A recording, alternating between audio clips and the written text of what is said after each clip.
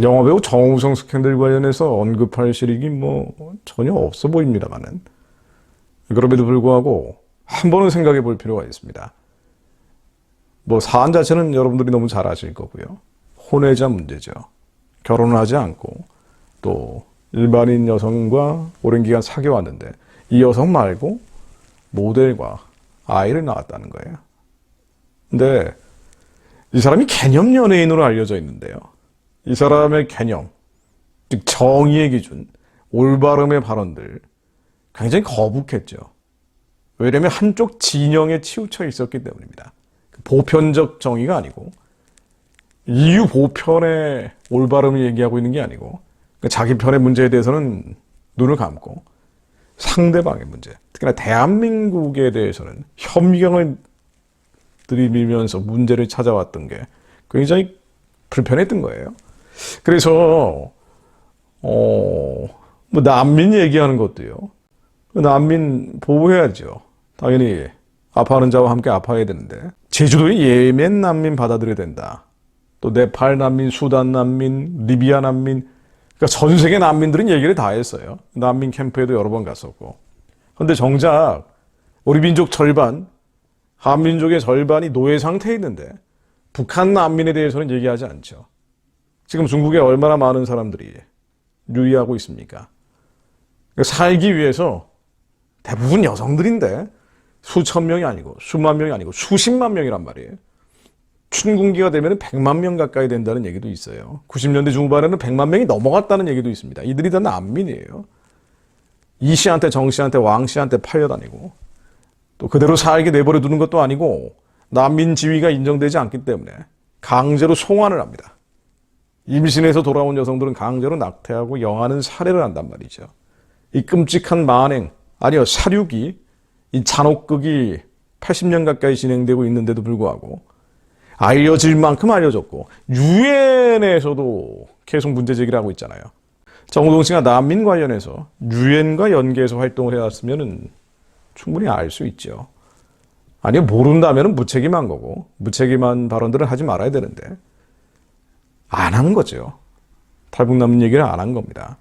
김정은, 김정일, 김일성 그 사악한 정권의 만행에 대해서는 얘기하지 않는 거예요.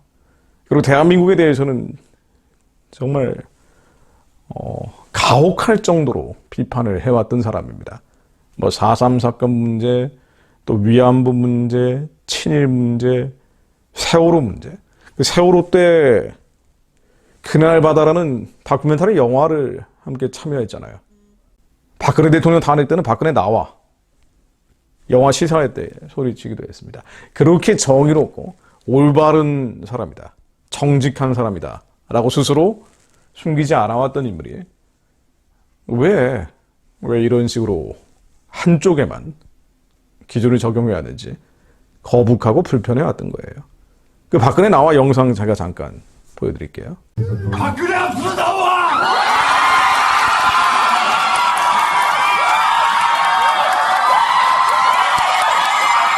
예. 2016년 10월에 조선비즈, 그 조선일보 인터뷰 보면은요, 어떤 사람들이 혐오하느냐. 그랬더니, 존중을 모르는 사람을 혐오한다. 상대를 보지 않고 이기적으로 자기 욕심만 차리는 사람이지요. 라고 얘기합니다. 이기적으로 자기 욕심만 차리는 사람. 이번 스캔들이 떠오르는 발언입니다.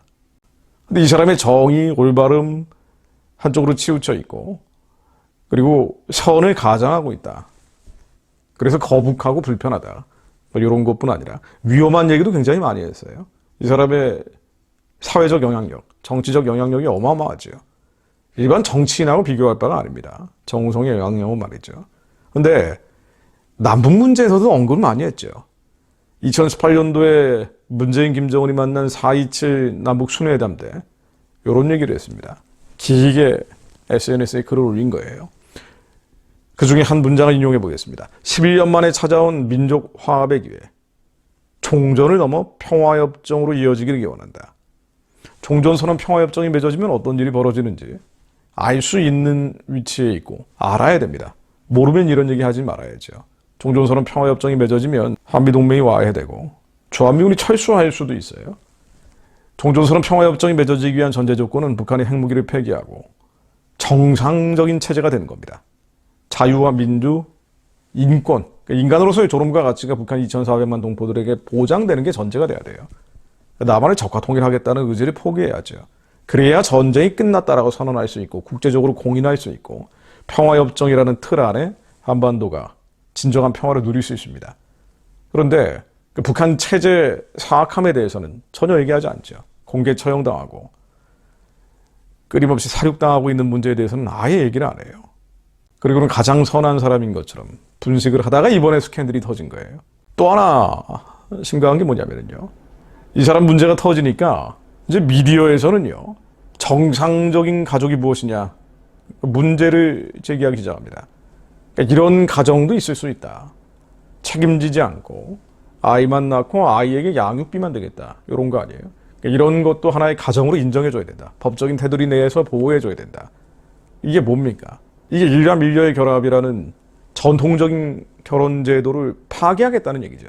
사유리라든가 심지어는 남자 여자 이런 것도 다 정상적인 가족 범위 내에서 법적인 보호를 해야 된다. 이런 주장을 한단 말이죠. 정우성 사례를 가지고 기독교계에서 계속 문제 제기해온 차별금지법 제정의 논리로 악용을 해요.